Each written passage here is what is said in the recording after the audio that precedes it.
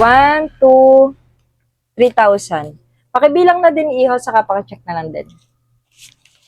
Sige ate, salamat. Okay, iho. Salamat din. Ay ate, peki pala yung 1,000 mo kanina na binigay mo sa akin nung nag-cash out ako, te.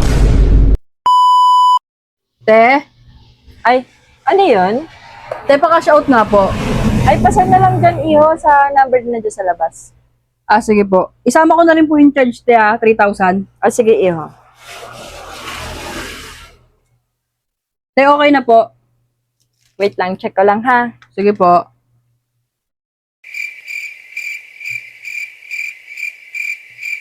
Patingin na rin ako ng reference number, iho. Ito po. Okay na. Tapos, pasulat na lang ako lang dito yung date, reference number, pangalan mo, saka perma mo. Okay po.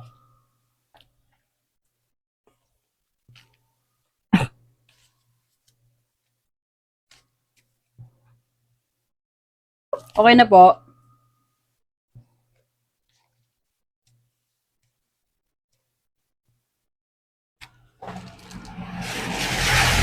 One, 2, 3,000. Pakibilang na din, iho, saka pakicheck na lang din. Sige ate, salamat. Okay, iho. Salamat din. Te? Ate? Ay, ano yun, iho? Ay ate, peki pala yung 1,000 mo kanina na binigay mo sa akin nung nag-cash out ako, te. Paano naman magiging peke yun, iho? Chinecheck ko yung pera na yan. Saka, kung peke yan, dapat kanina ka pa nagreklamo. Eh, napansin lang kasi nung tindera dun te sa may pinagbilan ko kanina, peki daw yung 1,000. Ay, nako, iho. Pinacheck ko nga sa'yo kanina, di ba? Hindi ko nakasalanan yan, iho.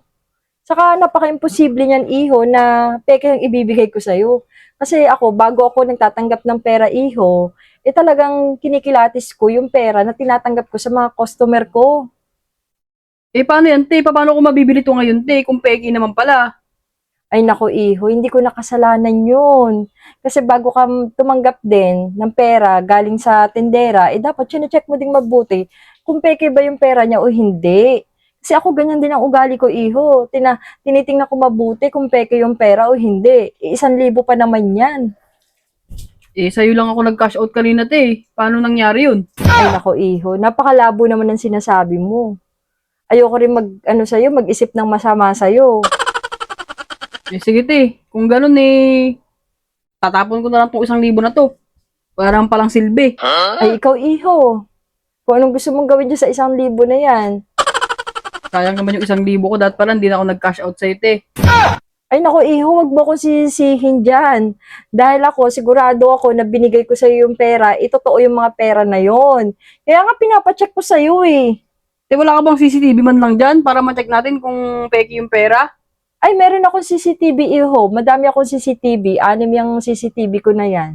Makikita naman doon na inabot ko talaga yung pera sa'yo. Pero, hindi natin mako-confirm kung yung pera ba, totoo o hindi. Ganun ba? Sige, te. Salamat na lang. O sige, iho. Sa susunod, dapat alam mo yung gagawin mo, ha? Nako, peke daw yung 1,000 ko. Malay ko ba kung pinalitan niya yun? Kala mo may isahan mo ko, ah.